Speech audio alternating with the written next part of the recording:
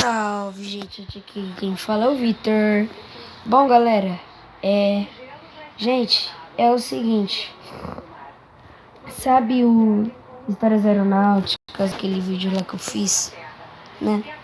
É o seguinte, eu vou fazer o seguinte, eu vou fazer de novo, né? Alguns que ficou feio, né? Então já vou vir aqui, ó.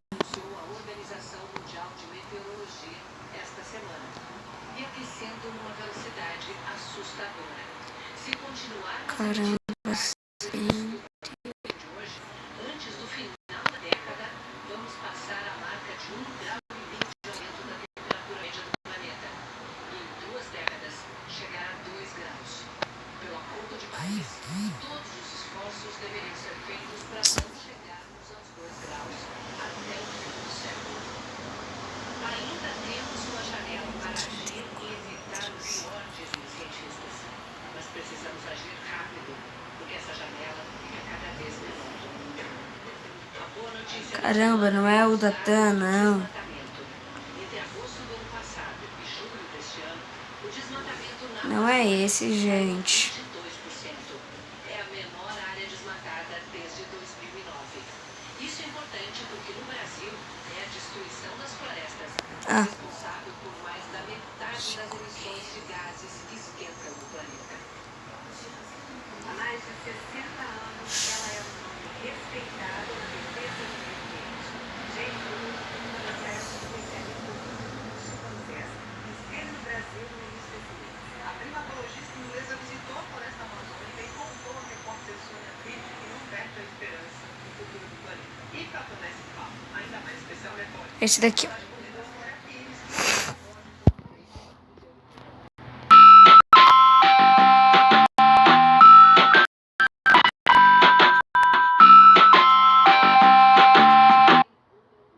O maior acidente aéreo da história, que a gente contou aqui no episódio 156, aconteceu em território espanhol com a colisão de 2 Boeing 747 no aeroporto de Tenerife, lá nas Ilhas Canárias. Um outro grave acidente também aconteceu em território espanhol, mas dessa vez no continente europeu e com uma aeronave que iria para Ilhas Canárias.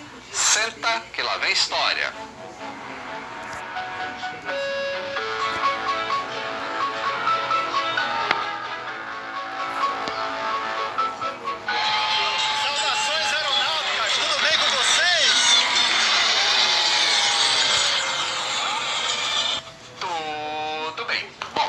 Antes da gente contar essa história de hoje, vamos falar de segurança. Eu sempre falo sobre o quanto a aviação é segura, não é verdade? Então deixa eu falar para vocês sobre a segurança de usar uma VPN da Surfshark nas suas conexões com a internet. VPN é uma rede privada virtual que cria uma espécie de túnel protegido por onde vão passar os dados entre o seu device e um servidor de internet.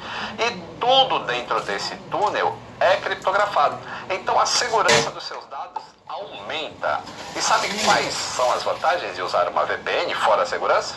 Bom, além de ter essa conexão mais segura, obviamente, pensa só, o final de ano está chegando, é hora de viajar, tirar férias, e uma excelente maneira de pesquisar preços de passagens aéreas e de hospedagem é usando uma VPN Surfshark, porque você muda o seu local de conexão e pode ver o preço das coisas como se fosse morador de outro lugar, e os preços são diferentes dependendo do local. Mas você não vai viajar? Vai ficar em casa? Tem outra vantagem, você consegue assistir o conteúdo da Netflix que não está disponível no Brasil, conectando a sua VPN como se estivesse nos Estados Unidos, por exemplo. Além disso, quando eu preciso acessar determinados arquivos que são confidenciais do Aviões e Músicas, eu sempre estou conectado usando a Surfshark, que já recebeu diversos prêmios como a VPN mais segura do mundo. Então assine a Surfshark e proteja os seus dados. Eles dão garantia de 30 dias com a devolução do dinheiro, caso você não fique satisfeito. Mas o melhor de tudo é que se você usar o meu cupom, ele está aqui, ó, Aviões, e também está no link da descrição, você ganha um desconto de 83% e mais 3 meses grátis. Então não perca tempo. Clica no link e já garanta a sua assinatura da Surfshark. Agora vamos para a história de hoje. Se pra você Ah, não. se liga. Como? Em 20 de agosto de 2008, o McDonnell Douglas MD-82, com registro Echo Charlie Hotel Fox Papa, da empresa espanhola Spanair, partiu de Barcelona no início da manhã a caminho de Madrid, naquela que era a primeira etapa marcada para esse dia. Este MD-82 tinha sido fabricado em 1993 e entregue à Korean Airlines, onde voou até 1999, quando passou a operar na empresa espanhola. A tripulação tinha se apresentado no aeroporto de Barcelona por volta das 8 da manhã. Depois de todos os trâmites Imagens de Flight Simulator, não de celular, mas sim do computador. O voo foi tranquilo e não ocorreu nenhum problema técnico que necessitasse ser registrado no livro de bordo do avião. Chegando em Madrid, a tripulação desembarcou, já que a próxima etapa daquela aeronave só ia acontecer às 13 horas. Só que seria feita pelos mesmos tripulantes, tá? Era o voo JKK 5022, que partiria de Madrid, Barajas, com destino ao aeroporto da Gran Canária, localizado na ilha que tem o mesmo nome. 6 minutos depois das 13 horas, a tripulação, que já havia retornado ao MD-82, entrou em contato com o controle de tráfego aéreo de Madrid, através da frequência para autorização de saídas pelo leste, solicitando permissão para acionar os motores. Depois do pushback, foram autorizados a taxiar, deixando o terminal T2 de Barajas e seguindo até o ponto de espera Romeo 1. Às 13h24, eles foram autorizados a entrar na pista de decolagem 36 da esquerda. Logo após se alinhar para a decolagem, o Spanair 5022 entrou em contato com o ATC e solicitou autorização para deixarem a pista, pois estavam com um pequeno problema técnico. O ATC autorizou a saída da pista e perguntou se eles pretendiam voltar para o gate. Eles responderam que entrariam em contato novamente assim que recebessem um posicionamento da manutenção da própria empresa. O fato é que a tripulação notou que o sensor de temperatura do ar de impacto, que se chama HAT nesse avião, Ham Air Temperature, estava com uma leitura anormalmente alta. No início do táxi, a temperatura do sensor era de 56 graus Celsius, mas ela continuou subindo até atingir 104 graus Celsius, quando eles já estavam na cabeceira para decolar. O comandante entrou em contato por celular com o centro de controle de manutenção da empresa, que fica localizado na sede de Palma de Maiorca, para solicitar orientações e informações de como ele poderia lidar com aquele problema. O MCC então instruiu o comandante para reiniciar o circuit breaker, ou os disjuntores, do aquecimento deste sensor diversas vezes, o que ele respondeu que já tinha feito. O MCC então aconselhou a tripulação para obter assistência da manutenção lá em Barajas. Logo depois que desligou, o MCC entrou em contato com o gerente de turno da manutenção em Barajas para informar que tem um avião aí que está retornando para o portão de embarque por causa do superaquecimento do sensor HAT. Ao mesmo tempo, a tripulação comunicou via rádio na frequência de operações com a equipe da Spanair, informando que iria passar por serviços de manutenção. O agente recebeu o pedido da tripulação e contactou o departamento de operações na sede da empresa, novamente em Palma de Maiorca, que autorizou a substituição da aeronave, já que havia outra disponível lá em Barajas, caso a aeronave não apresentasse condições para prosseguir o voo, depois que a manutenção fizesse o cheque. O agente então informou a tripulação que a substituição créditos, da aeronave aviões havia sido e músicas. autorizada, mas a tripulação decidiu esperar até que a manutenção informasse sobre o motivo do mau funcionamento do sensor. Enquanto eles estavam voltando para o pátio, a indicação de temperatura do sensor continuava lá, 104 graus Celsius. Era 13 horas e 33 minutos. 2 técnicos de manutenção examinaram o avião e visualmente não encontraram nada de errado no sensor. Então eles prosseguiram com testes elétricos, checando o sensor com o aquecimento contra a formação de gelo ligado. E finalmente o defeito foi encontrado. O aquecimento vinha do sistema de antigelo daquele sensor. A tripulação e a manutenção tripulação discutiram sobre o uso de gelo seco para baixar a temperatura do sensor. Isso é uma maneira paliativa só, tá? Porque o voo já estava com mais de meia hora de atraso. Um dos técnicos de manutenção, então, consultou a lista dos equipamentos mínimos da aeronave, que você que acompanha o canal já sabe que é a MEL, e viu que o avião poderia ser despachado com esse aquecimento da sonda totalmente inoperante. O fabricante permitia o voo nessas condições. O supervisor de turno também consultou o MEL, confirmando a informação. E eles propuseram ao comandante que o avião fosse despachado com o disjuntor de aquecimento do sensor de temperatura desligado. Haveria então o corte da alimentação elétrica que estava causando esse aquecimento. Dessa maneira, então, o disjuntor foi puxado e uma etiqueta de inoperante foi colocada na tela com a indicação do HAT. E os mecânicos se certificaram que não havia corrente elétrica chegando no sensor. As ações tomadas foram registradas no livro de bordo da aeronave e a inspeção pré-voo da manutenção foi concluída e o avião foi declarado liberado para o voo. O primeiro oficial comentou que, sem aquela indicação de temperatura, eles não poderiam fazer uma decolagem no modo flexível, que é um modo que permite que o motor economize combustível, porque não precisa desenvolver a potência total. Só que para fazer esse cálculo de quanto é necessário, aquele sensor precisa estar funcionando, que não era o caso. E além dos pilotos, havia mais um tripulante extra da Spanair na cabine, e era um comissário de voo da empresa, que viajava no assento do observador. Ele ia para Las Palmas. O comandante pediu para o primeiro oficial fazer um comunicado aos passageiros sobre o atraso do voo e saiu do avião para supervisionar pessoalmente a operação de reabastecimento. Às 2h07 da tarde, o primeiro oficial solicitou autorização ao ATC para acionar os motores e a aeronave recebeu a liberação. Os pilotos iniciaram checklists pré-start e before start, ou seja, antes da partida. Ô, gente, ó, eu vou falar o seguinte. Os outros vídeos das histórias aeronáuticas que eu coloquei do Aviões e Músicas, vai estar os créditos dos Aviões e Músicas, porque eu esqueci de colocar na descrição e também eu não falei no vídeo, tá? Então, nas histórias aeronáuticas, né, no meu primeiro canal, vocês arrumam lá, tá? Vocês podem arrumar bastante lá, tipo, mandar comentários, que aí eu vou arrumar, mandar parte 2, entendeu? E é só isso. Fica aí com o vídeo.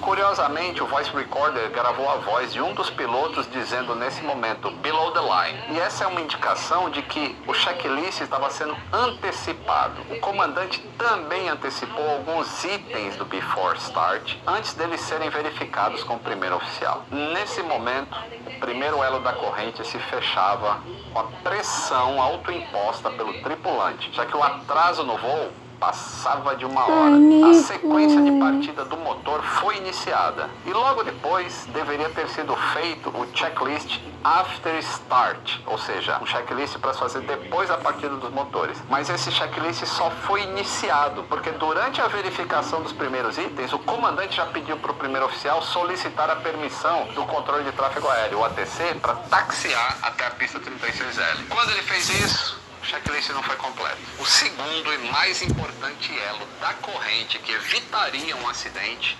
acabava de se fechar. No After Start Checklist, um dos últimos itens solicita a verificação da posição dos flaps. Enquanto eles esperavam a autorização do táxi, eles calcularam o empuxo necessário para a decolagem e discutiram a opção de fazer a aceleração da decolagem no modo manual ou automático. O comandante contactou mais uma vez o ATC para solicitar um táxi para a pista, perguntando se eles poderiam obter uma estimativa do atraso antes que eles pudessem taxiar. O comandante estava visivelmente incomodado com o atraso desse voo. Eles foram informados pelo ATC de que não haveria atraso e receberam instruções para taxiar até a pista 36 Lima novamente, 36 da esquerda, né? Durante o táxi, além do curto checklist de táxi, aconteceram conversas no cockpit entre os pilotos e esse tripulante extra que estava no assento do observador, o que contraria o conceito de ambiente estéreo, ou stereo cockpit, que estava em vigor desde 1981.